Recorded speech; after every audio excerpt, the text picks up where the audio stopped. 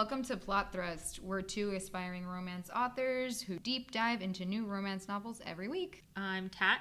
And I'm Sam. I almost forgot my name. We're so nervous to talk to you guys even though you're not here. First of all, not nervous. I legitimately forget things like my name on a regular basis. Well, we'll discuss your symptoms later in the podcast. Don't make fun of me. It's fine. It runs in my family. So. Okay. Anyway, what's new with you? Not much. I'm starting school tomorrow. Dude, I had to replace my freaking tire because it had a hole in it. Did you do it yourself or did you? Yeah, I went and I bought a tire. No, dude, I didn't fucking do it myself. I went to a tire shop and they put it on. Do you put on your own tires? I've changed my own tires before, yes. But like when you're buying a new tire? No, obviously not. Oh, okay. It's included in the service. Yeah, that's why. Because no. there's a hole in it. What was I gonna do? Anyway. I feel like you hit a milestone, You can check that off. When you replace all four, like that's... Dude, you don't even fucking know. This was a used tire that I'd had for a week. And they were and then there was a hole. And we brought it back and they're like, oh no, there wasn't. You must have done something. And I'm like, bitch, if there was a hole, if I had ran over a nail, it'd still be in my tire, yo. And then he was like, don't say yo to me. He didn't say that, but... No, but he said, please call me a bitch again. I'm sure that was what he was thinking. They ended up giving me the tire for $15, which is fine. So, yeah. I'm sure the hole cost $15, so. Yeah. But they gave me a whole new one. Yeah. You without a hole. Yeah. Hopefully. Fingers crossed for you. What's new with you? I have nothing new going on in my life. It's always the same. I get up, I go to work, I come back from work. I want to tear my eyes out, and I want to sleep forever. Well, I guess it's good that you have this beacon of hope that is this podcast. This podcast is the only joy I get out of life, and sometimes I get so distracted by things that I'm like, is it worth it? I don't know. So for about a month, while your focus is really honed in on this podcast, it'll be the only bit of light that you have in your life. That's the nice way of putting it, yeah. Oh, well, there we go. Being the only beacon, maybe we should dive in. Oh, yeah, I have to read the Amazon description for this novel. They don't even know what novel we read, dude. Yeah, we should. We're bad at this. I was going to tell you. I thought you were going to say it. Luckily, only your mother's listening. Hi, Mom. So, Hi, Mom. Sam's mom. This week we read Kiss Quotient by Helen Hoang. Helen Hoang. Hoang or Hoang? I'm actually really not sure. And I'm not good with vowels in general.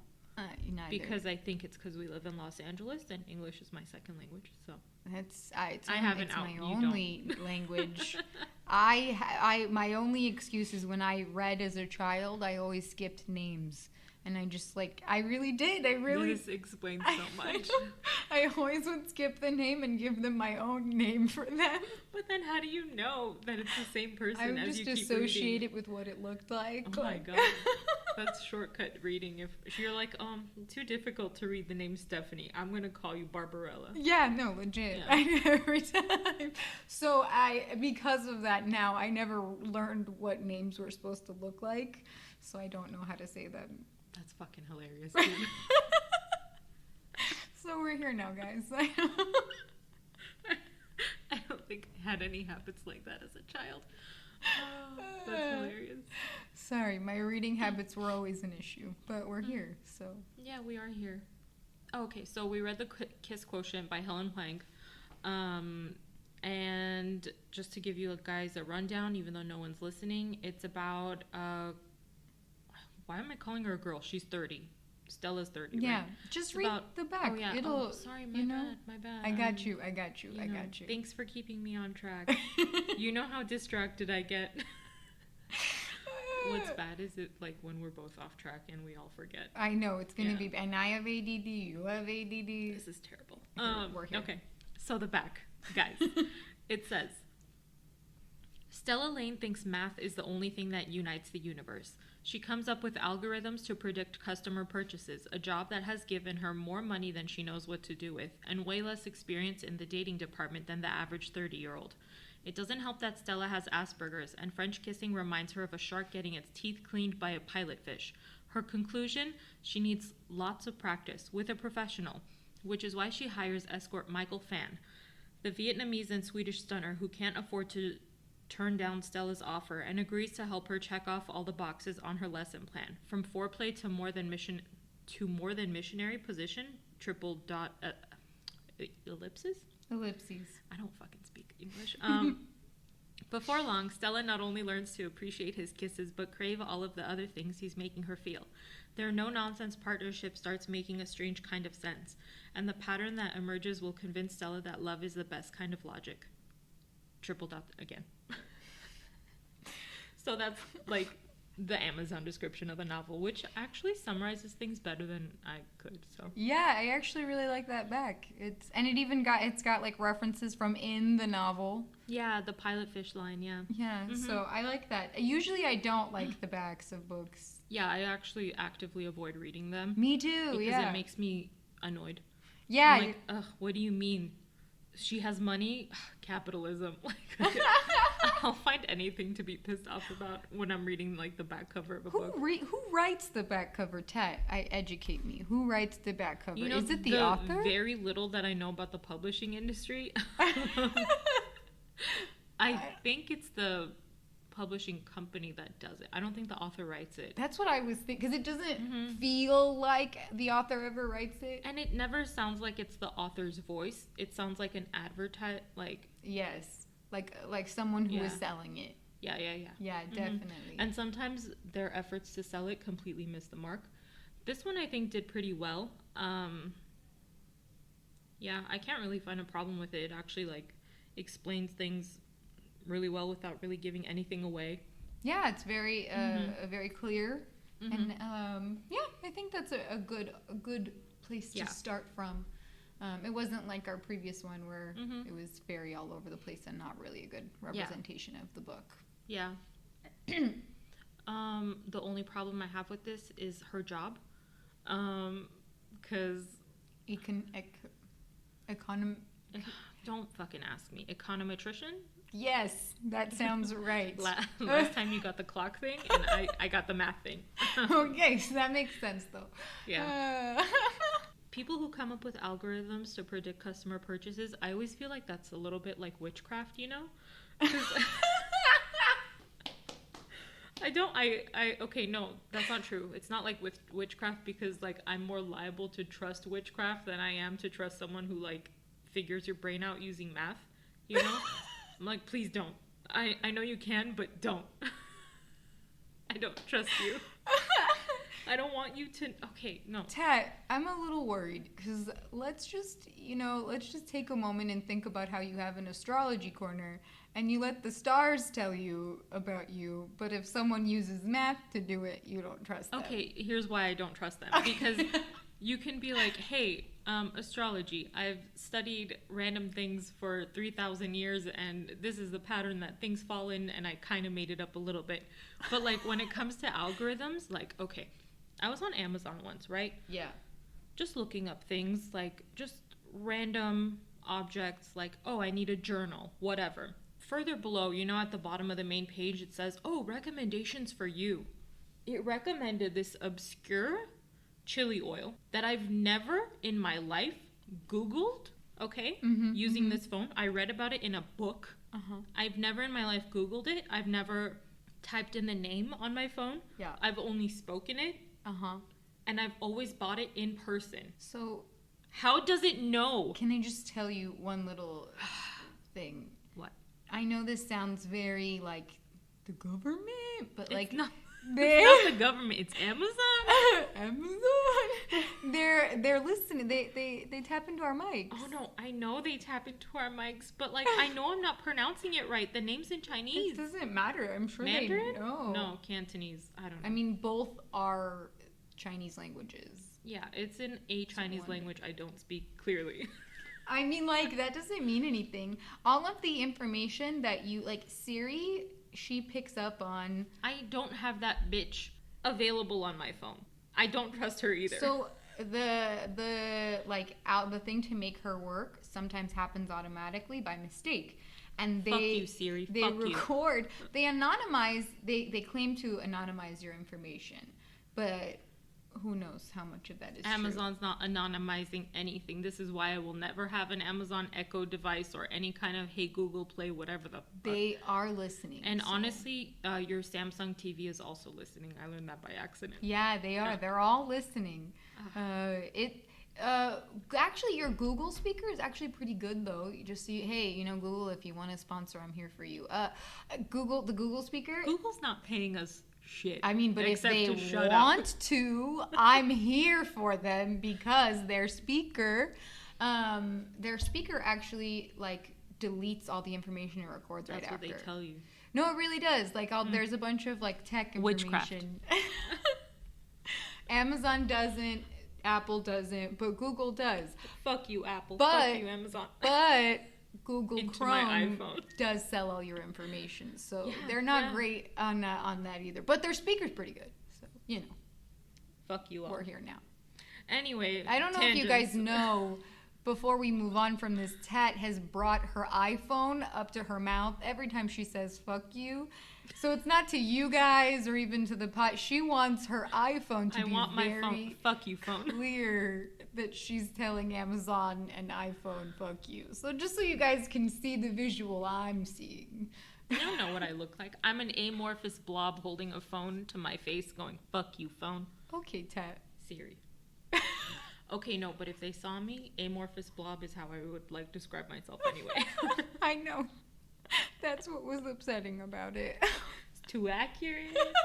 What are we talking? Okay, anyway, she's an econometrist and I don't trust her job. Whatever. It hurts your heart. Hack my brain if you must to sell me things. It works, but I hate it. So she's a witch. Well, how about we replace that word that I can't say with witch? Mm-hmm. A practicing witch. Yeah, she's a practicing witch. I like it. That uses math. So, getting into you've been saying some positive things so far, so I'm like really curious to hear what you thought of the novel overall. But I don't know if you want to talk about that until the end, or if you want to talk about how you felt about the beginning, if it like struck a chord with you, like it struck with me. Yeah. I want to start at the beginning because my feelings for this book are fairly complicated and complex. So let's start at the beginning. I'm going to take a backseat. No, I'm kidding. No. Let's start at the beginning. It opens, right, with her dinner with her parents, right? And I found her to be, this is terrible, I found her to be very dull and uninteresting. And the conversation with her parents to be very dull and uninteresting. And then the few parts that were interesting, both my brother and my sister are autistic, so I really zeroed in on a lot of the symptoms she was talking about. And I found them to be a little frustrating in the beginning, as it seemed to be very characterized like a list of symptoms. We don't really find out much about her till like midway through the book. So in the beginning, all we know about her is that she likes math and that she's autistic. And I felt that was kind of flat for me. So when it came to the beginning, I definitely understood like your parents asking for grandchildren, even though you're nowhere clear like close to like squirting one out. Squirting one out. They're wet when they come out, aren't they? True. I don't know if it's squirting, but true. Continue. Content advisory warning, you guys. Childbirth discuss. In case you didn't know from our title, plot thrust, things are going to get gross. Babies don't thrust out of... But you have to thrust into them, into the people to get babies. Gross. Okay. So, no, I related to the part where it's like you have a formal dinner with your parents and then they're like, where's the fucking kid, bitch? I do get that. And you're regularly. Yes. Please release all hopes you have for the future. I'm tired. I'm never not tired, but specifically now I'm tired. Yeah, like her parents seemed... What I liked about the beginning is that her parents actually seemed like really... Like you got a good sense of their character in the short passage that was written about them in terms of just her parents. Did you? I didn't, but I think that's good. That maybe I was filling in my life in the cracks. But I was but like, I mean, that's good. That's what it's meant to. Yeah, dads who support you and moms who think you could do better. Oh, it is. I understand. It's just a trope that wasn't true in my life. Oh, so you didn't connect. I didn't. Because my mom is very sweet and caring, and my dad is kind of aggressive. And he's like, you could do better, Sam. Yeah, and the person who's hounding me for children is not my mom, it's my dad. So the whole dynamic is very different for my life. My dad is very kind, but he's the one hounding me for kids. And I said, Dad, you could adopt a child and then just be its grandfather, like automatically. And he's like, no. I don't want people to think I'm weird. And I was like, okay, then good luck. Stop having hope. My mom's given up on me though, because, Yeah. But, even though it was like, I guess it is a common trope, but that kind of helps, like, fill in character development, especially early on, No, I agree. And the fact that you immediately connected with that, I mean, definitely says something to the characterization of the parents. What else was it? I'm trying to remember how that dinner went, but like the whole like futility of the everything where she was like, I'm just going to say yes because and that's what I do. Yeah. She also even talked about how she was offered a promotion and then turned it down. I forget why she turned it down. Because she would have less time to do the part that she actually likes. Oh, yes. Like she would be managing a team and she already has like social issues, so why would she want to be in charge of anybody? Yeah, that's right. Which, I mean, I understand to a degree, but also like get that money. That's super true. Yeah, but I value different things than she does. You guys, Tat's a gold digger. I'm also poor, so I feel bad for me.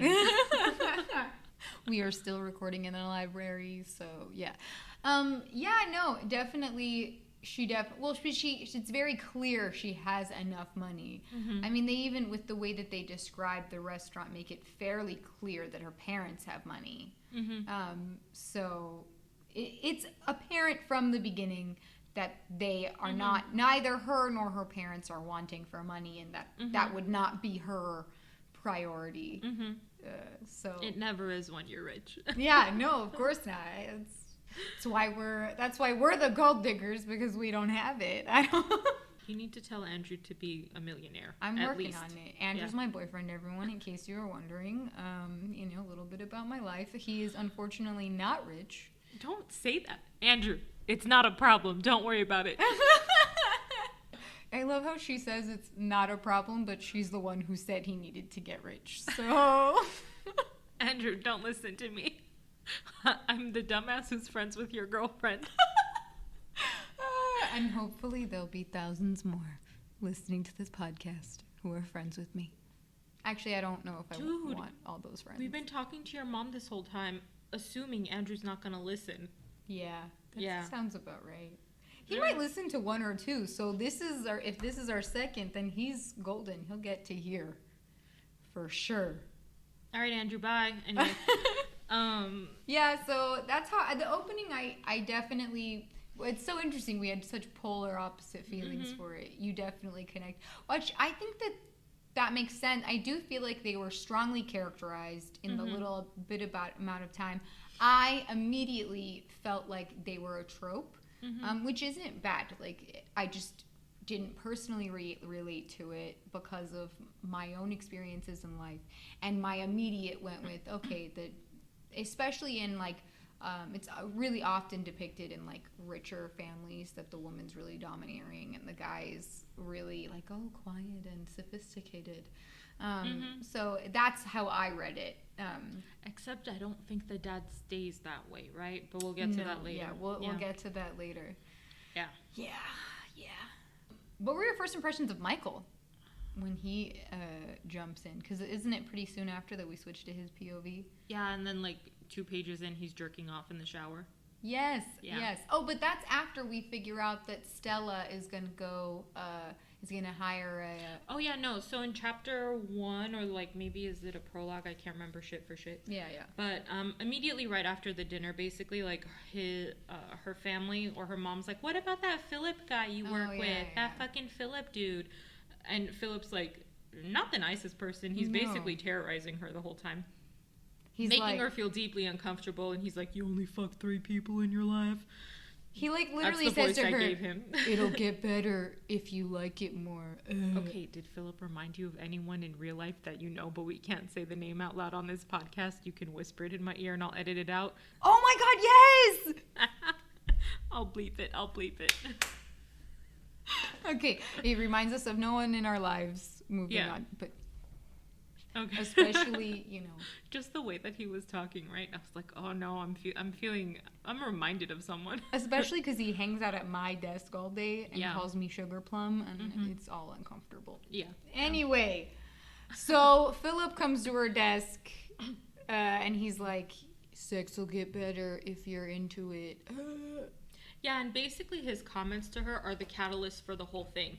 Because after that, like, she still has this feeling that she wants to fit in and, like, be quote-unquote normal in the eyes of everybody around her. So she's like, oh, I guess then I need professional help to be normal. Not even in the sense that, like, I need professional help to, like, make sure I enjoy sexual encounters with people or whatever, but, like, to be normal. That's her motivation, you know? It's, well, I don't know if it's necessarily, it's to be better at sex so she can get herself a husband. Yeah, it's in the mindset of, like, pleasing the people around her as opposed to pleasing herself. She's very much in that mindset, Definitely. Which I don't relate to. But yeah, so he's the catalyst for everything, and that's when she resolves to get quote-unquote professional help. Yeah. And then we meet Michael, and then he's like, he was getting ready for his day with this lady named Stella Lane, and that's probably not even her real name, and she's probably 50, which is fine because I eat 50-year-old pussy all day, but whatever. Like, I just know what to expect. She's old. She's probably not hot, and I like big titties is what I've learned about him in like 2 pages. Yeah, he was very he was clearly meant to be the sexual catalyst for this whole book, because 90% of the time, chapter 3, they're fucking. Yeah, I mean, like, it was interesting because she made his character a very interesting character. Yeah. She gave him a lot to work with, and yet we see so much of the sexual side of him and so little of the actual, like, character development. So I don't know. I thought that was interesting. But yeah, I was immediately not interested in him when I first read him. The chapter where they introduce him, I was like, whatever. So I'm trying to remember how I felt about him, because I knew about this book and I was spoiled for a lot of it ahead of time. Yeah. So I knew what kind of character he was. So I think I was going at it from the perspective of when do I get to learn all these good things about him? So I was anticipating that, but that's interesting to hear that, like, you didn't connect in the beginning. No, not at all. I think it wasn't until after the dinner when they come back to the hotel room and they're both kind of talking, and she has to, like, they end up just cuddling, and I think that's when she, like, confesses to her likes for certain movies and something like that. Yeah, like kung fu. Yeah, that was K-dramas, which again don't relate, but whatever. I didn't relate, but I did enjoy seeing some nice characterization from Stella that didn't have to do with her autism. Yeah, like she got a layer added to her onion. Exactly. I think that really often in books and media, autistic people are only represented for their symptoms, and I find it a little frustrating because I know a lot of autistic people just in my family, and I can tell you they all act really, really differently. So for me it was nice to have another layer to her human side of things, and that was when I started to like him a little bit more too. I thought it was funny that they both happen to like the same kind of movies. Like, no offense meant, but what are the odds? Yeah, it was very... What are the odds that you have the same interests as the person that you will end up with basically for the rest of your life?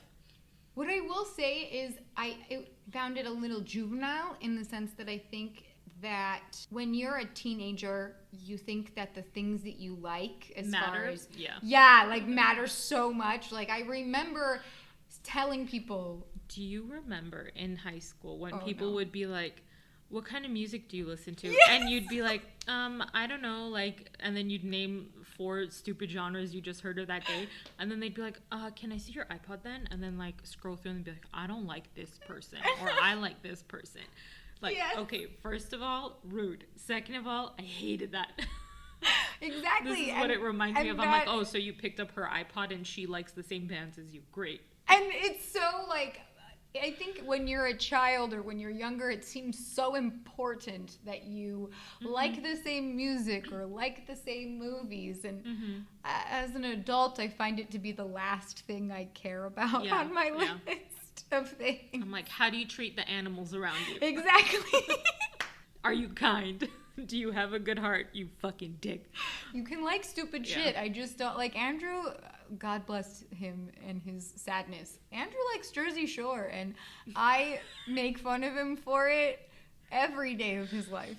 Every day. That's the best thing I've ever heard. Yeah, and yet I still love him. So no, we don't like all the same things. Yeah. So I did find it somewhat juvenile, on the sense that it connected them so deeply, but I did like having some human characterization on the side of like Vivi and Stella. I think what really saved that chapter for me was just their whole like physical interaction with each other. Like, basically she proposes to him that he teach her how to have sex, quote unquote, that's satisfactory for the other person, not even for her, which is honestly, Stella, sad. So that's what she proposes, and he already knows he's going to say no at that time, right? But he goes through with it because he's like, well, she paid, might as well like get her off or whatever. Yeah. And normally it takes some time for like sex to come into play in a romance novel. Usually it's, at the 50% mark, 30% if we're going early, but this was like chapter 3.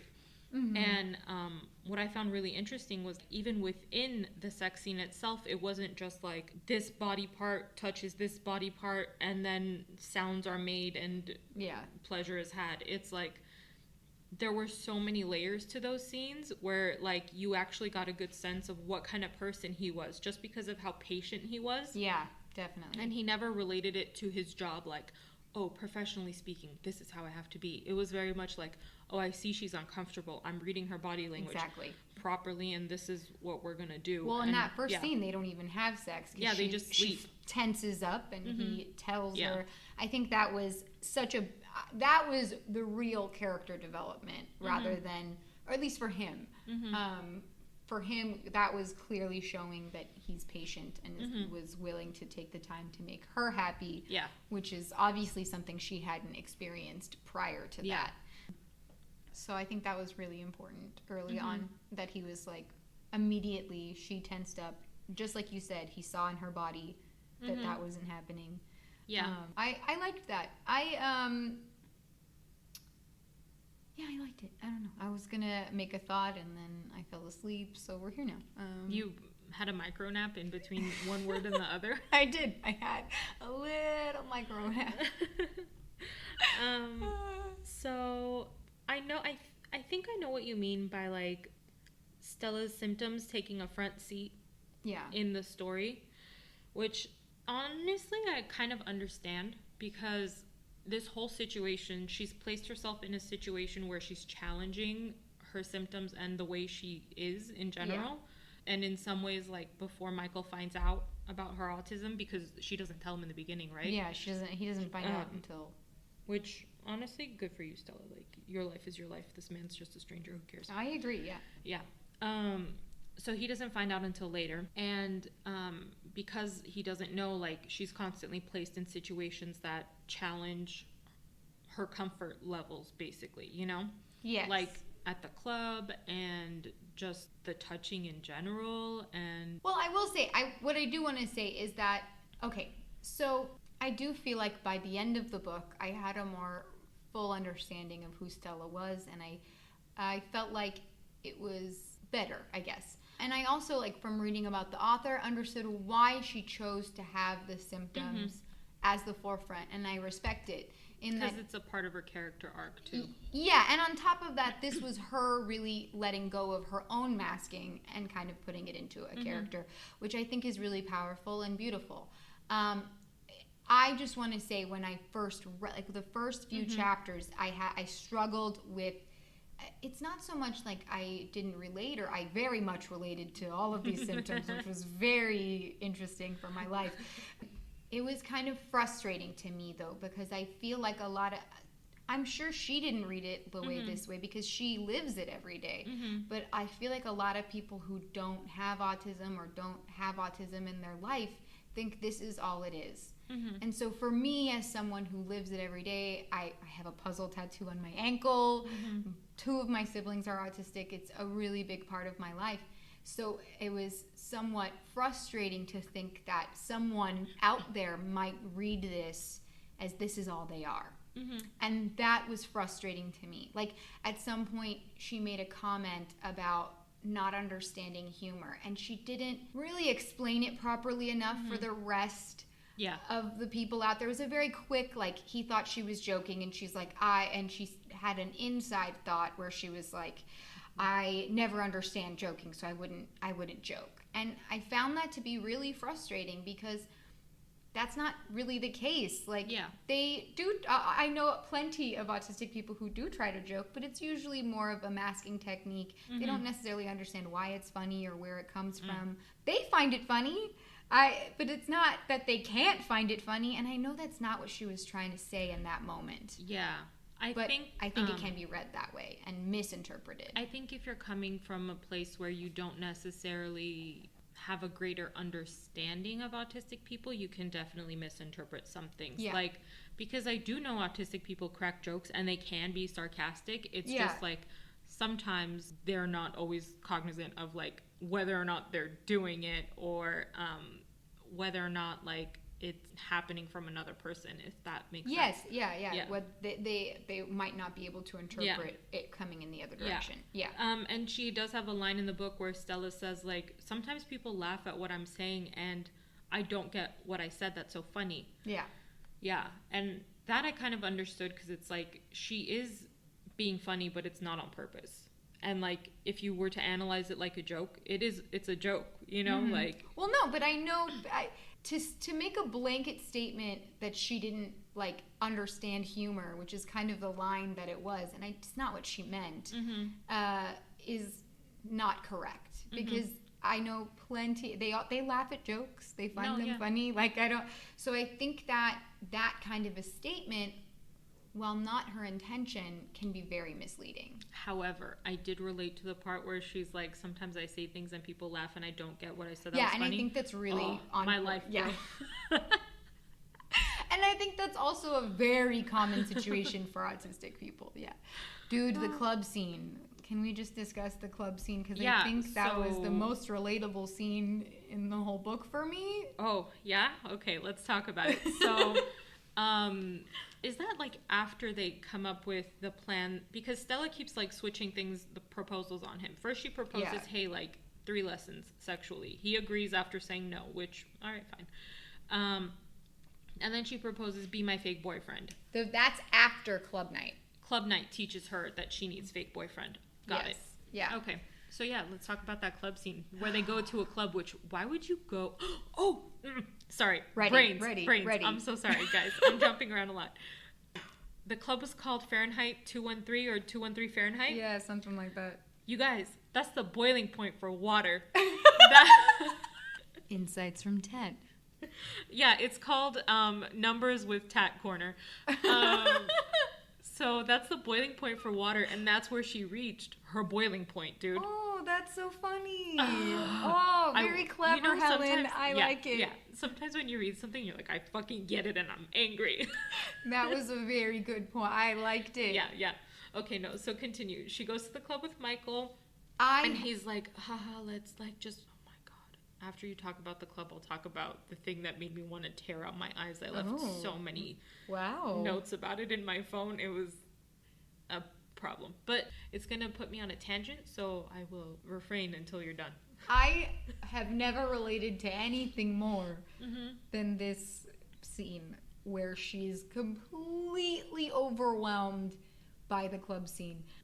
And I had never considered it to be an overstimulated idea, but I definitely understood. Personally, when I go to clubs, I feel very overwhelmed. It's too loud. I can't communicate. I feel trapped. I often feel like I'm drowning, which is really like, it's very stressful and overwhelming. For me, I hate the idea of raves. I hate anything that is loud and repetitive, and that there's going to be a ton of people that want to speak to me at. And I don't know, maybe I should reevaluate my life. The moment I step into a situation like that, I'm automatically angry at the people around me. I'm scowling and I'm like, get the fuck away from me. Like, nobody did anything bad. They're taking people up as much space as I am, and I'm pissed. I really understand. Let's be evaluated by I our think we doctors, should. please. I really have, it's in my family. I really should maybe consider that I might be a high-functioning girl with autism who's been masking her symptoms for years. So who knows? Yeah. No. But even aside from that, I will say, like, even if we aren't autistic, I do feel that the way that was written was really well done, in the sense that I feel like anyone can relate, especially, like, good on her for having it be in her point of view for the whole chat. I think it's like the whole section. Yeah. It's in her POV from until the moment she has, like, the first inklings of discomfort all the way until she's standing outside falling asleep in the car. Like, that's it's all in her point of view, which really helps in making it relatable. So you're not, like, watching it from the outside like, oh, this person's having a panic attack, I guess, you can tell that it's not a panic attack, because those are completely different. This is a situation where everything is too much all at once, and it's been too much from the beginning, but you're really good at ignoring it.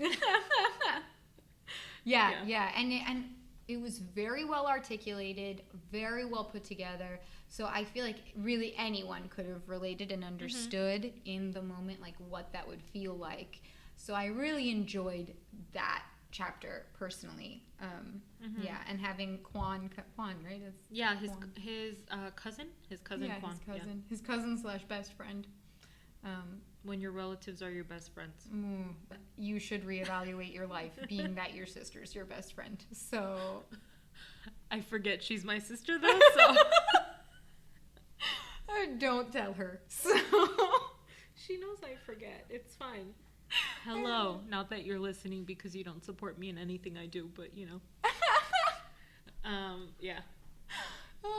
Literally, people who have relatives as their best friend, aka myself. But is she my only friend? No.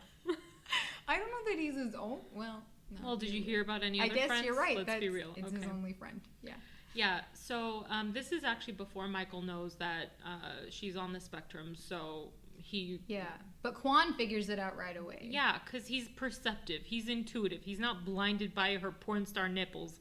Again, her porn star nipples was definitely an interesting qualifier. Yeah. Which definitely made me feel bad about my life. Because who has porn star nipples? No one. Not even porn stars. That's super accurate. Yeah. Okay, so I know we jumped ahead to the club, but the part that made me, there's no way to say this without sounding like a complete dick, but made me want to tear my skin off and, like, take out my eyeballs and chew them. You look like you're about to cry, Tat. I just want you to know. The part that, like, made me so deeply uncomfortable. Before they go to the club, they go get ice cream, right? I knew this was going to bother you. I knew it. I did make an audible ew noise when I read this in my bed at home. Just like... I don't know if it's because I'm lactose intolerant or because I don't drink milk, but the aftertaste of dairy makes me... I can't handle it. I cannot. I hate it. Yeah. So in case, dear listeners, you didn't read the book, which you should, because this is a spoiler-full podcast. Yeah, we went through so much already. Yeah, but they get ice cream and then make out with the ice cream still in their mouths.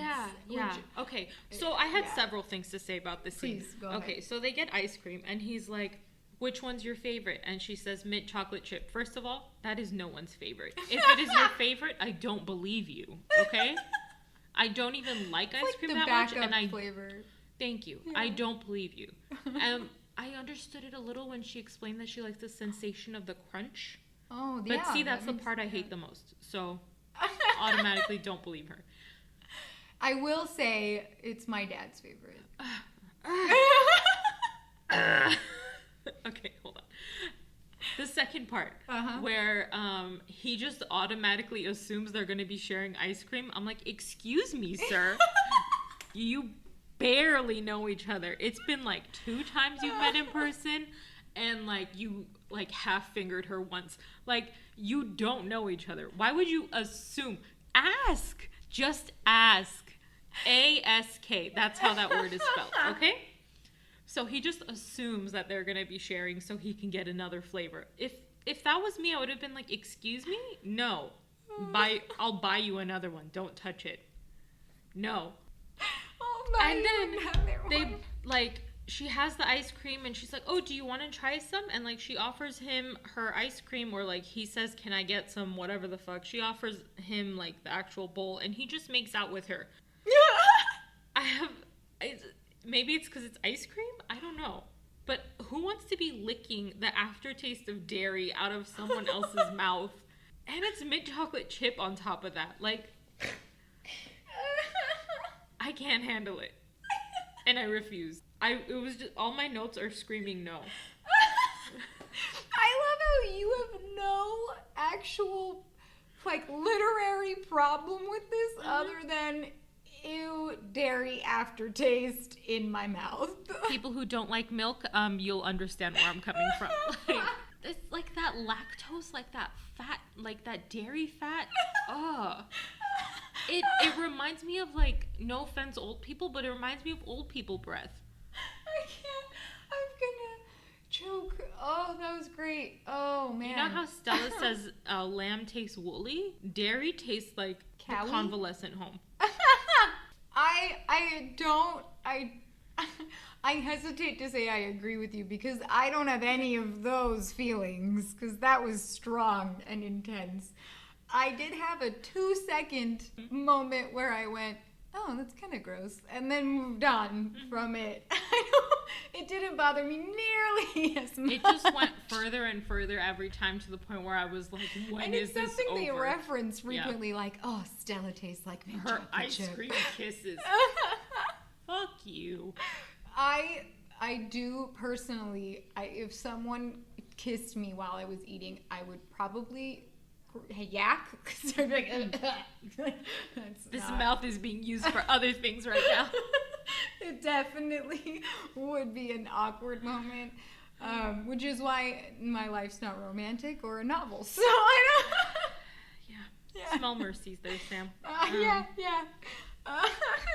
Yeah. So mint chocolate chip. No, everyone, whoever goes on a date with Tat, please don't, first of all. Second of all, no ice cream. Third of all, if there is ice cream, no mint chocolate chip. And fourth of all, I'm not touching you.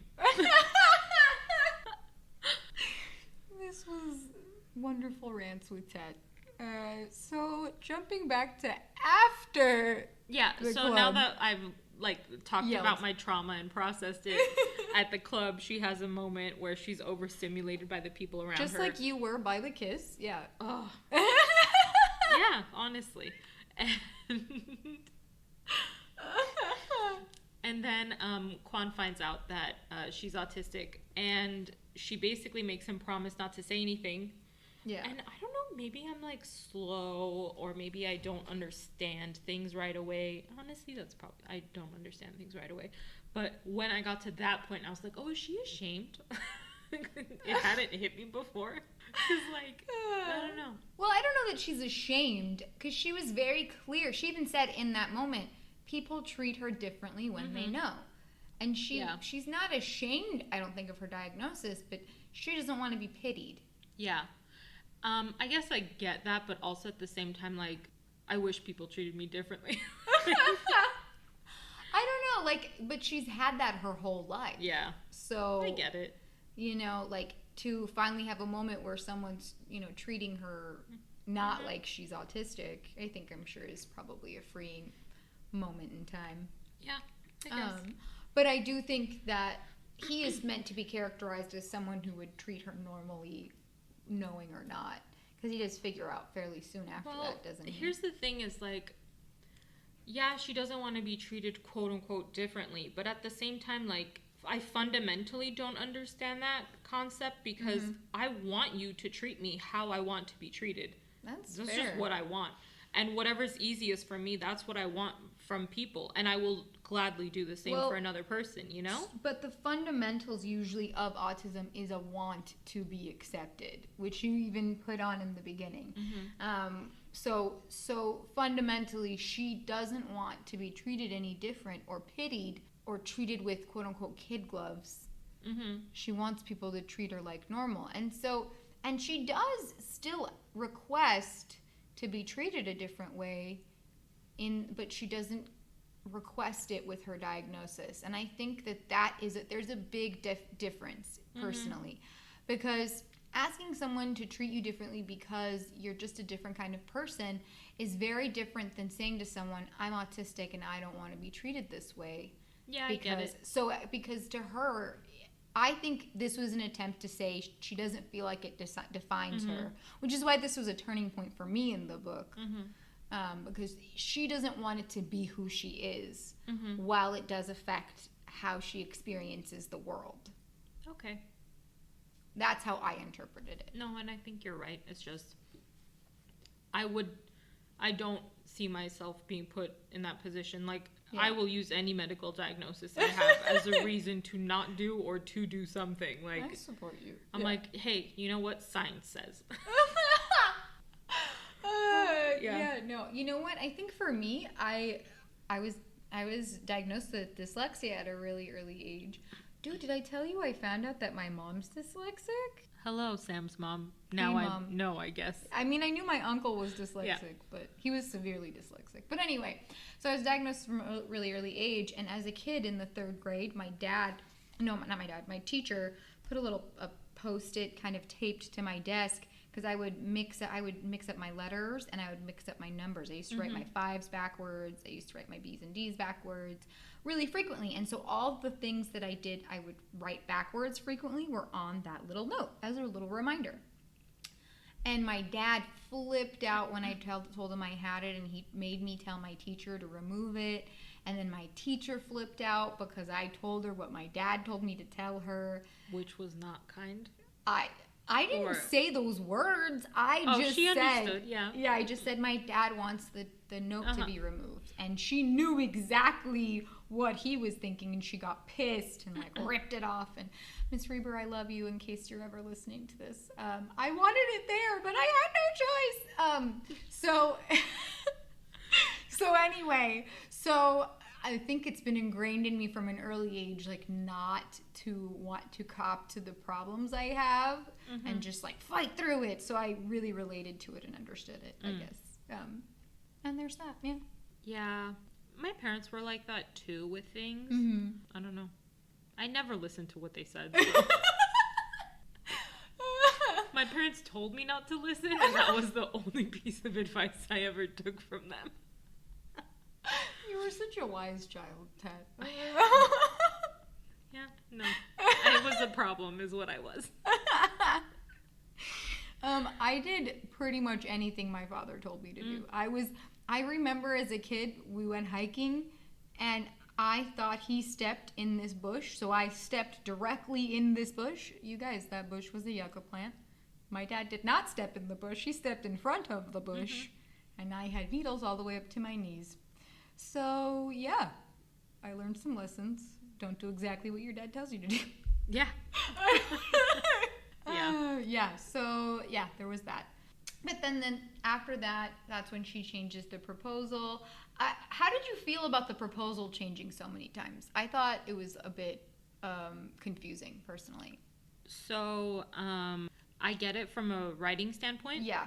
That I understood. You have to keep the story going, obviously. Of course. And if the main character, if Michael's anybody with morals or what's the word I'm looking for? Not morals. If he's someone with any kind of conviction in life, like, he'll stick to what he says. So I thought it was a way to keep the story going. Yeah, but, I agree. I didn't love it only because I guess I'm not like that. You know, if I want like an end goal out of something, I will tell you this is the end goal that I'm looking to achieve, you know? Yeah. I'm not one to be like, I don't ask for something small and then ask for something bigger later once I get the small thing. I don't get that, and I don't get people who do that. And okay. I know she wasn't planning on it. You know, and she hadn't gotten anything from him, technically. They hadn't slept together yet or anything. No, but they got quote-unquote lessons. Like, midway through the lesson, she's like, I guess I don't need sex help. I need emotional relationship help, you know? Yeah. Which, you know, it's fine. Everybody is allowed to realize things about themselves. Yeah. But, see, I guess I'm the type of person where even if I came to that realization, I would be like, well, I fucked up. I guess we'll end it here and start something else. You really would, too. Yeah. Oh, I wouldn't be like, let me see if I can ask for a little bit more, especially from someone who's reluctant in the first place to agree. That is true. I would not. Yeah. I don't understand it. And I don't know how it worked other than she offered him big money. Like, she did, yeah. She offered him a lot more money. What would you do for $50,000 a month? Honestly, Tat, anything. I just want everyone out there to know I got a lot of bills. I got a lot of fucking bills. I would do anything for that kind of money. I open it all. It's all for you. I think I'm too lazy to do anything for that kind of money because I'm too lazy to do anything for a small amount of money. Let's be real. I really understand. But, like, as the bills get higher, the amount that I'll do to pay them off is... Whew. That threshold isn't very my morals are just slowly dwindling away as I. No, he has morals, but like. No, but mine are leaving. We are not talking about Michael. You would murder a cat? Would. I mean, I don't know if I'd murder a cat. I'd probably murder a human before I murdered a cat. I don't. Okay. End of this hypothetical discussion before you incriminate yourself in a future murder. I mean, I haven't killed anyone currently. Do you also not plan to? Like, I don't plan to. Yes. Okay. Sorry. I should be clear. And I do not plan to murder anyone. Okay, good. Yeah, right. No. At least we got that figured out. So, let me say, what I found pretty cool about this novel was that, you know, sometimes you're reading a novel and the hero's friend seems like they would be a better match than the hero themselves. Oh, yeah, Sometimes that happens in a romance novel where you're like, why are you dating this dingus? Go for that guy. He's clearly nicer. Yes, yeah. I got, like, a little hint of that with Quan. Only because, like, he is more intuitive and in tune to, like, what's actually going on, and he's not blinded by her nipples. And I was like, oh, okay, like... But he was very clearly stated as married in the opening. He's not married. He's single. He's with someone. He's with someone? Yeah, they mention it. Am I not reading? I'm pretty sure that Quan was with someone in the book. I don't think he is, only because I think he's book number 3 in the trilogy. Maybe you're right. Maybe I'm wrong. So in the middle of reading this book, I found out there's a second one. The Bride Test? Yeah. It's in the back of the book. Yeah. You should really scroll to the end of the books. Maybe later.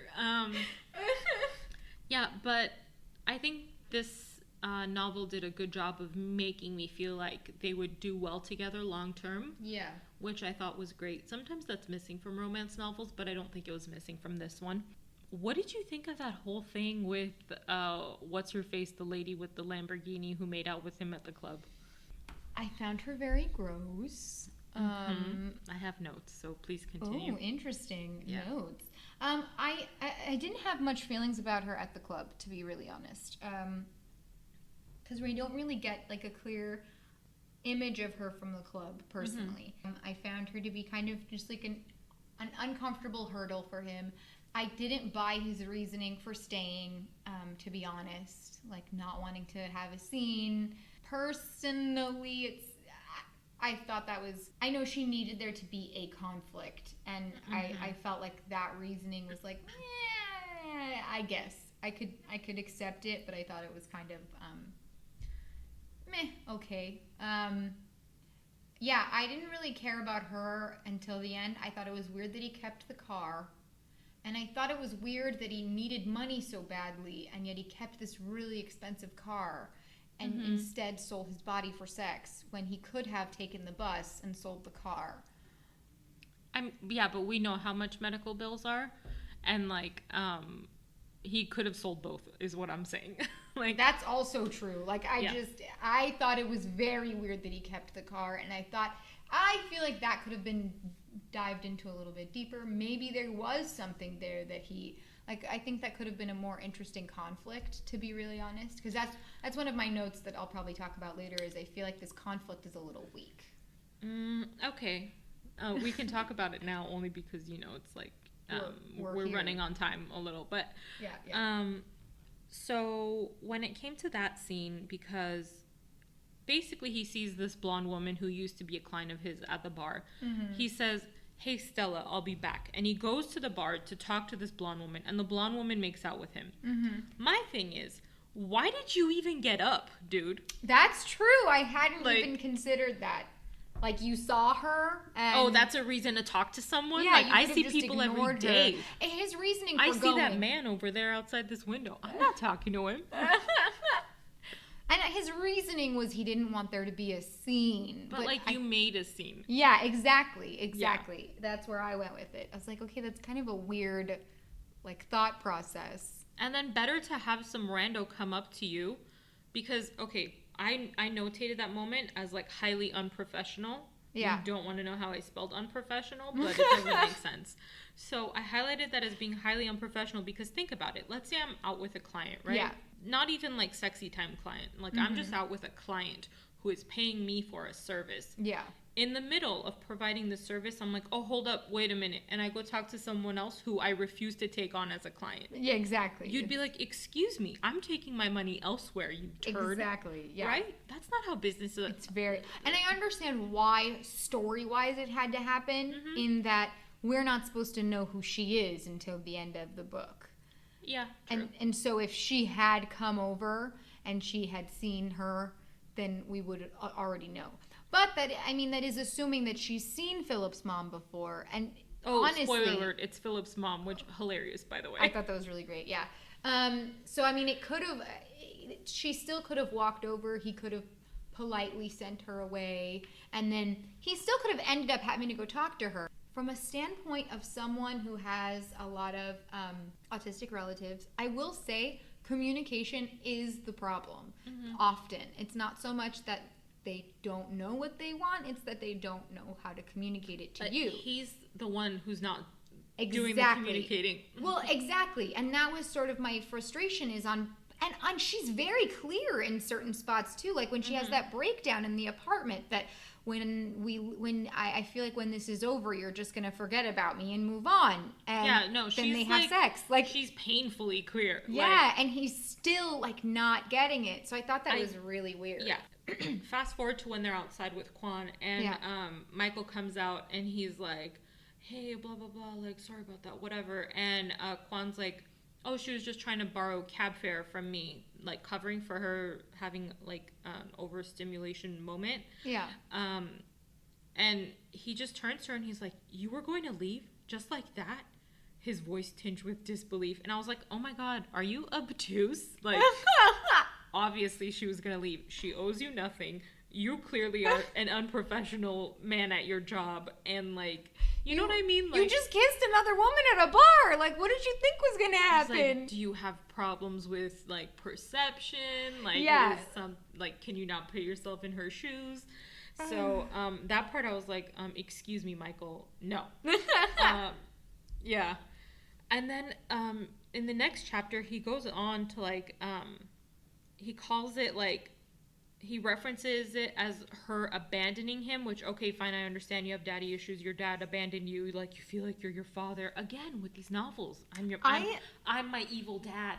Fuck you, man. I really was upset that they ramped up his secret so much. The whole book, we're waiting to find out what his dad did, and all we get is 2 lines in his shouting at Stella that he was a con man. That's it. Not an explanation, not what kind of con, well, no he specifics. would sleep with random women and basically take money from them is the feeling that I got. Yeah, I got that feeling too. But if you spend a whole book ramping up about a guy's past, I feel like you should tell me more about it. Again, we fall into this thing where it's like men think they are their fathers, and it's just like jerk off on another man's corpse. Like, I don't know what to tell you. You are not your dad. Anyway, so he basically calls it like that she was getting ready to abandon him from the club or whatever the hell. And I was like, why is he hurt by this, you know? Yeah. Like, even if this was strictly business, his behavior was unprofessional. You don't ditch a client to talk to another ex-client. Like, well, he did say at one point, I think, and it is something that in his defense. Defend him, Sam. He does say frequently that the responses he has with Stella are not normal ones. So, like, he knows that if this situation had happened, and he says this with anyone else, he wouldn't have been hurt, and he would have understood. Mm-hmm. And he understands, and that's sort of part of his self-deprecation, is that to him, he cares about her, but he knows that he's responding like he cares about her, but he assumes she thinks of him as a client, or or that she's his client. And so I think that in that moment, I can almost forgive it a little bit, because he is responding that way out of an automatic response to this, like, these caring feelings he's having. Mm-hmm. However, he is aware that they are incorrect. Mm-hmm. So fast forwarding to what happens after is that's when they come to the conclusion that she needs a boyfriend and not I had a nickname for it. Basically someone who fingers her and teaches her how to do hand jobs. I don't remember what it was, but yeah. And the first thing that happens is due to a series of like random circumstances, she ends up going to his house for dinner, right?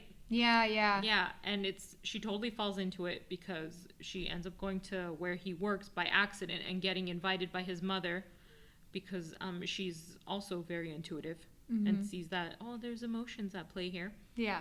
And she gets invited by his mother to dinner where she has another overstimulation moment, except this time it's bigger, or the repercussions are bigger, I guess. She was... for the people around her, not so much for her. And without knowing, she was rude to his family. She hit all of their soft spots and dug like a little knife in without knowing anything about it. Yeah. But then at the same time, like, they hit all of her sensitivities without knowing and dug a little knife in there. Yeah. So it was like basically disaster because there was no pre-planning involved. Yeah. And then afterwards she went and she apologized, right? What did you think of that whole dinner? I was cringing through the whole thing. The minute she said she wasn't going to eat the food because it was in plastic, I was like, oh no. Mm-hmm. And then every time they'd offer her food, I was like, don't let it be in plastic again. Like, I was so uncomfortable the whole time. I liked the way it was written because I really was very uncomfortable through the whole dinner, which I feel like is what you're supposed to feel because that's what she's feeling. So good job, Helen. Yeah, that's how I felt. I was uncomfortable the whole time from start to finish. Yeah. I felt bad for her. I also felt bad for the mom. I felt bad for both of them. I was like, definitely. She was set up for failure, and the mom had no idea what was gonna happen, and like. I know, my heart, like, I felt really bad, but at the same time, I was like, just eat it. Like, but no. No, I wanted to flick Michael in the nose. Who doesn't warn another human being what's gonna happen at their home when they're being invited for the first time? What do you mean? I thought most of it was pretty normal stuff. Everybody happens to be fighting with everybody when she walks in, and here's the thing. Okay, but in a big family, that's really normal. But she's a single child. Does he know that yet? No, he doesn't know anything about her. He doesn't know anything about her, but I just feel like anytime you invite someone over to your home, as a common courtesy, you say certain things like, hey, you know what? We're a family that takes their shoes off. You don't tell someone before. You know what I mean? Like, I don't know. Most of that seemed like a fairly normal family interaction to me. It was a normal family interaction if that's normal for your family. But, like, I know for a fact, like, my family we'll yell about Yeah. Everything. That's just the volume at which we speak. But I know certain people, and like if they're coming for the first time, I'll warn them like, hey, my family's loud. Just warning you. You know? Like, don't be frightened. Because it wasn't like, it was just that his sisters and him were like going at each other. It wasn't like... His sisters were going at each other. The TV was on. Everybody was like yelling. It was like that's sensitive moments. That's very normal. Like, okay, the TV being on and people talking over it, that's normal. Siblings bickering, pretty normal. Or how about, hey, we don't talk about my dad in this family. That, I think he should have said something. That, I'll give you. That was very clear. And he even says afterwards, I should have warned you about my father. That was a very clear landmine he should have told her about in the beginning. But the rest of it is kind of stuff that you would expect when you're going to a family. So I personally didn't think that was that big of a deal. Especially if he didn't know that these were things that bothered her. The father thing, I really, that was very clear. He should have said something to her. Yeah. Otherwise, you know. But he says that, I think, in the next scene. He apologizes. Yeah, he does, which is good. And then he finds out from Quan not being subtle at all. Yeah, no, not at all. He, quote unquote, figures it out himself. But really, Quan is just like, what do you think? So this is a circle, and it has the words, Stella might be autistic in it. What do you think of this circle right here? Because he literally references another relative they have who's autistic and goes, hey, don't you think Stella's kind of like this person? Like, kind of... Fucking... Which, like, to a degree, I understand. Like, Quan knows his cousin better than Stella does, so like he knows that only good things can come from him knowing. Yeah. But part of me was like, Quan, how dare you be? Me too. Right? I was so betrayed. Yeah, I was like, you were so nice outside of that club, you fucking dick. I was like, how dare you tell him?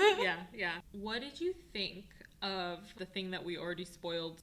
No, how about this? What did you think of Michael's behavior at we're fast forwarding a lot. Okay. At the gala thing, whatever. Their dinner. Yeah, like where her mother and her father were there and they kind of met him for the first time and they were like, what does he do? And he's like, I do nothing. Yeah, I thought he was very needlessly aggressive, to be honest. I understood like why he's like, oh, I don't need to explain it to them, but I was like, okay, then like don't be shocked if they think you're a bum. Like I didn't understand. Because I was like, okay, they're judging you because you gave them incorrect information. Yeah. So I feel like that's on you. Yeah. Like I don't. Yeah. So I thought that whole scene was overwhelming. I acted like I don't have a job and that I'm just mooch off of my parents. How dare they think I don't have a job and just mooch off of my parents? Exactly. And I was like, well, that's what you just told them. I'm sorry. The letter that follows after A is B. So why are you surprised? I will say, like, I think the intent was that, like, he was starting to feel like already in the beginning like they were judging him and that he wasn't good enough for her, but he constantly didn't feel like he was good enough for her, which honestly not an attractive quality in someone. I had a hard time being into that. I'm telling you, this whole scene, I thought that's what I'm saying, like I felt like there was so much potential for drama and yet it was used in this really non-dramatic way, I guess. Like she, like, having the realization that woman is Philip's mom could have been so explosive and so intense. And yet, instead, the explosive part of the scene was when they left and he's yelling. Well, I don't mind that part wasn't explosive, only because I'm like, it's more like a haha, you fucked his mom kind of thing, which I'm really a child. Funny. That's funny to me. But like, yeah, the whole thing after where he was like, just again, this is really common in romance novels, but it's not something that I enjoy ever. Yeah. But like low self-esteem to that degree, plus like feelings of inadequacy. Yeah. They're just not attractive to me. And when I see them in real life, I get annoyed. Yeah. No offense to people. Like, I can't handle it. See, it didn't bother me that he felt inadequate. I just feel like whenever that is your whole driving force for your conflict and you feel inadequate and you're not communicating it, it's just kind of weak. So the fact that this whole scene, and we get to see it from both his point of view and her point of view, and how they both misread the situation, which I actually really enjoyed that aspect of it, but I do think it was very I don't know, I didn't think it was a very strong conflict to have in this moment. It was all body language and language based conflict. The conflict that we'd been revving up for the whole book ended up falling flat, with his father. And I feel like, I actually think it would have been way more interesting for her to find out about his father, not from him. Yeah. Like if she had heard it, if she actually had heard it on the news after finding it, when she learned his name, I thought that was what was going to happen. Yeah, and like that would be like kind of an insidious kind of like little needle of doubt, Exactly. Which could grow into like something, which would frighten you with growing into something bigger, and then she would be like, no, but I know you, and that has like when someone comes to that conclusion on their own, yes, it feels more special or more important, Exactly. As opposed to like, hey, I came forward with this thing that I'm embarrassed about, which, okay, great, good for you, Michael, like, thank you. And it's literally treated like that. It's like, okay, good for you, no one actually cared. Yeah. And I'm like, well, then why was I hearing about it for 50 pages? Like, the thing with Stella as a character actually says pretty much exactly what she's feeling. Like, she doesn't hide anything. To the point where I'm like, why is he surprised that she feels a certain way or doesn't feel a certain way? Like, she's literally been dropping clues the size of elephant shit, everywhere. Yeah, he's very dense. Yeah. Yeah, I know. So those were my big problems. Otherwise, I thought it was kind of sweet. Yeah, no, it's sweet. This book is sweet in general. Yeah. It's very cute, and I love how slow it goes in some parts.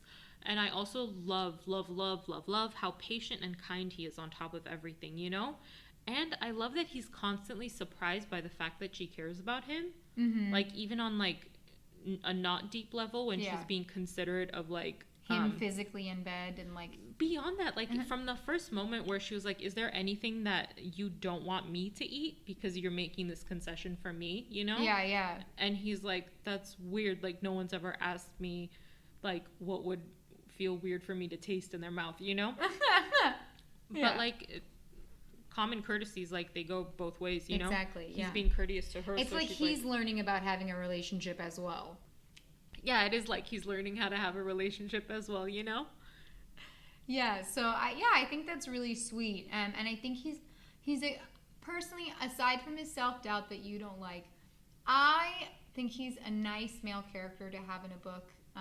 In that he isn't overly confident. Mm-hmm. He isn't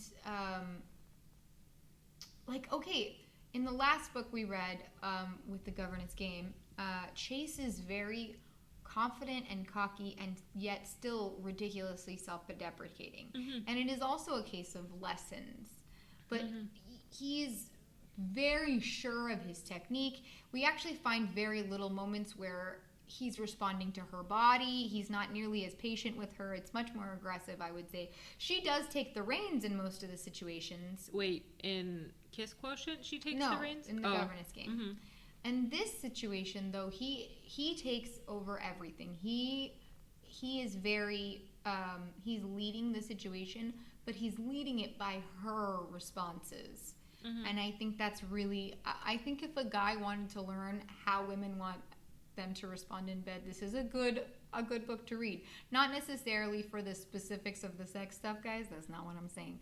I'm saying for the specifics of the way he pays attention to the way her body moves and the way she's feeling. And those are key indicators that I think most guys miss. And on top of that, he checks in verbally a lot too, where he's like, hey, how are you? Or like, hey, I have this idea, let me know if it works. You know, which is... And I think it's cute that he asks if he can kiss her. Yeah. Some people don't like that, and I don't know why. But I like the fact that he's so willing to check in verbally with her, because it takes it from like it changes it from a perspective of like, oh, it's my job to pleasure you, to, hey, we're gonna work as a team to make this great for both of us. Exactly, you know? exactly. And like, hello, people. All people want is equality, you fucking dicks. I love how you're just calling everyone dicks now. And why shouldn't I? It's my podcast. At least 50% of it. That's fine. Everyone is dicks. So I really enjoyed that aspect of it. I thought he was a very interesting character. His backstory was very full. Mm-hmm. And I think we could have done with a little more backstory for Stella. Really? Yeah, we don't know much about her childhood or anything, really. Well, we learned that she learned how to play piano against her will, and she has perfect pitch, and she doesn't really love piano. Yeah. Yeah. That's it, huh? Yeah, but I feel like that gives you a lot of insight into someone, because my mom, like, tried to get me to learn piano when I really wanted to learn how to play the viola. What a struggle, man. Tat, just because her life reminds you of yours doesn't mean there was enough development for it. I inserted it myself, but I also think that's kind of the case with romance novels, is they are supposed to be kind of self-inserts to a degree. Like, you're supposed to feel like you can mesh with the POV character. I just think, I don't know, I think, you know what I compared it to?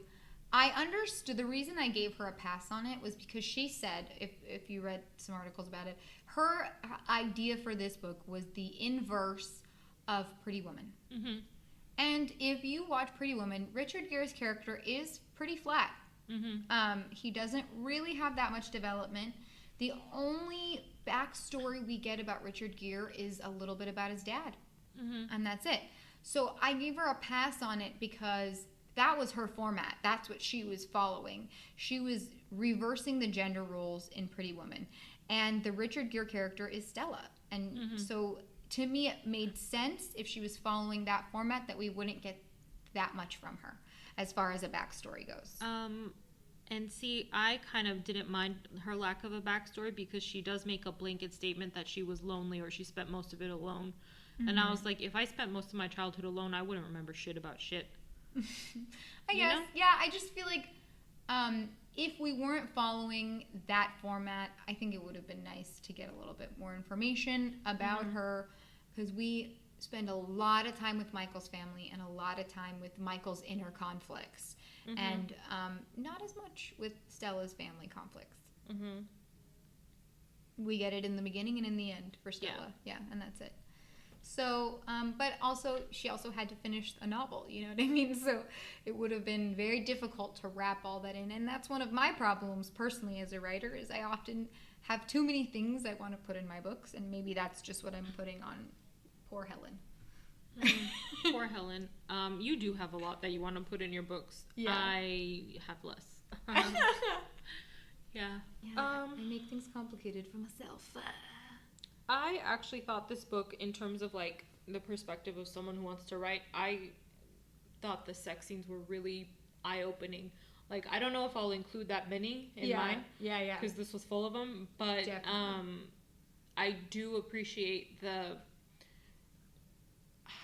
layers within them, because it's like they were having a physical conversation, but they were also having like a physical conversation not about sex at the same time. Exactly. You know? Yeah. So you got like those are scenes that I would study and be like, how did you get me to believe that she feels this way without saying anything? Yeah. They were very layered and very well done. Yeah, it's like a study in body language, which I thought was super interesting. Yeah, I definitely agree. Because I think 90% of the character development we get is from their sex scenes. So it's really interesting. Yeah. I don't know if it's 90% because math, but... okay, Tat. It is a huge percentage. Math corner. Please tell me what's the percentage. Would you like to count the pages? I didn't count the pages. Okay. But I will say this, that before you get a sense of who she is as a character, you get a sense of... Like, the first time you get a sense of who she is as a character is in the middle of a sex scene. Yeah, exactly. Yeah. Definitely. 100%. And I think it continues thereafter. Yeah. Yeah, and you noticed her growth too. Yeah. What did you think of her preoccupation with smelling him? I thought it was weird. I don't know. Okay, here's the thing. I know that actually scientifically, like, smell is a big deal for us as animals. And our pheromones do have to match. So there actually is, like, something to do with a person's smell that you might actually be, like, really attracted to. And it's a link to our animalistic nature. And I really am aware of that. I still couldn't handle her talking about him smelling so good all the time. I thought it was very odd. I don't know. You know what I thought? I thought she must have a really great fucking nose because... You don't smell any bitches? I don't smell anybody. Unless I'm, like, on them, I don't smell people. Yeah. And, like, smelling what they've left over in a bed compared to, like... How does it not smell like your body wash? I don't know. I mean... I smell like clothes that I haven't washed, but... She just sniffed her jacket. You guys. I bought this jacket yesterday, and you know how you're supposed to, like, launder your clothing before you wear it? Yes. I don't follow that rule. But it smells like a warehouse and, like, plastic. I would offer you to smell me, but I feel I'm fine, uncomfortable. thank you. I don't know. Oh, we didn't even talk about how that conflict was resolved at the end. Because it was very plain how it was resolved. Literally, I'm telling you, I really didn't think the conflict was strong enough. Because the resolution was, he was dumb, he figured out she liked him, and so he pursued her. That was the resolution. Okay, so real quickly, because this is a very fucking long podcast. Yeah. But real quickly, it's really weird for me to read a modern day romance novel. Well, no, it's not weird. It's actually really common where I didn't, like, the thing keeping them apart didn't really make a lot of sense to me. I'm like, if you just listen to the fact that she says she wants you to remember her and she loves the way you smell and, like, yes, all of the words she says about, like, how I want to make you feel cared for. If you listen to all of that, and you don't come back with, hey, I like you, or hey, I don't like you. Like, yeah, no, they could have been together a lot sooner is all I'm saying. That's what I'm saying. It was a case of false conflict because really, like, there was nothing keeping them apart. Yeah, that's hard to do in, like, modern day romances, I think, because, like, nowadays it's like, oh, what do you mean? She has money and you don't? Cool, date each other. You know? Yeah. It is... Keeping them apart isn't an issue in modern day romances. It's staying together that's an issue, you know? Yes. Yeah. I really felt like that could have been beefed up a little bit more. I'm telling you, I think the conflict could have been resolved if the conflict was that she did find out about his dad before he told her. And she wasn't upset about his dad. She was upset that he lied the whole time. But you know what? This is why we're writing our own book, so you can, like, jot that down and put that into your own novel. I really can. Yeah, and this is not to say anything bad about Helen. I really liked this book. I thought it was beautifully written. Yeah, it was really well done. This is what we're doing. We're tearing apart books and finding things we don't like. Even if we liked the book, this is what we're going to do. So be prepared, you guys. Were you nervous about reading this book? Yes, 100%. I felt a little bit better when you told me that the author was autistic. But I really have a hard time watching characterizations of autistic people personally. I watched Atypical and I didn't like it, and everyone loves it, and that's okay. I think probably, I don't know, I just have a really hard time with it because I have so much experience with it, and I usually find it insulting, but I didn't find this insulting. I liked that. I'm telling you, in the beginning I had a hard time with it, and then I really feel like she developed the character well enough to where by the end I felt like she was a full person and I wasn't upset. So I was very worried, but I felt better after reading it. That's good. Yeah. It's the test, the mark. I was not nervous because I knew what happened in it. So. You gotta stop making me read books that you know what happens in it. Look, man. Oh, how about live on air, and we'll cut this part out, but let's choose what book we're going to be reading next. Sure. Yeah. What's happening? I don't know. The one that your mom said that we should read. Okay. That one is Death of Darkness by Diane Duvall. Okay. And it's paranormal romance. Yes. So it's a different genre for us. It's like the 4th installment, but my mom says they're all standalones. Like it fits. Yeah. It's the same with the rest of these that we've been reading. Okay. So. All right. Then that's what we'll be reading next week, huh? Yeah. Is there anything you're looking forward to next week other than reading this book? Starting my ASL class. Oh, yeah. Shout out to American Sign Language. What about you? I don't know. Tat, you really need to get a life. Dude, I have too much of a life right now. Okay? I'm actually looking forward to writing more. I got struck with inspiration about some things, and I was like... Yeah, you texted me and you were suffering. I was suffering, but I'm suffering less now. I'm proud of you. I was actually suffering because I didn't have my notebook with me that I write on. But I have it with me now. Yeah. So I'm looking forward to adding a bunch. And like, I think I have, you know how sometimes you fall in love with your characters and then you don't, and then you fall in love again? I fell in love again and I'm imagining being hugged. Anyway. Oh, bomb. Yeah, it's a little gross, but whatever. So you want to go ahead and practice that outro you wrote for us, all Sam? Because right. I'm not reading it out loud at all. I will. We will be back into your feeds when there is another plot we want to thrust into. Until then. Fucking gross. Next week. Bye. Tat, you're supposed to do the other part. Oh, yeah. No, until then, keep reading and keep writing.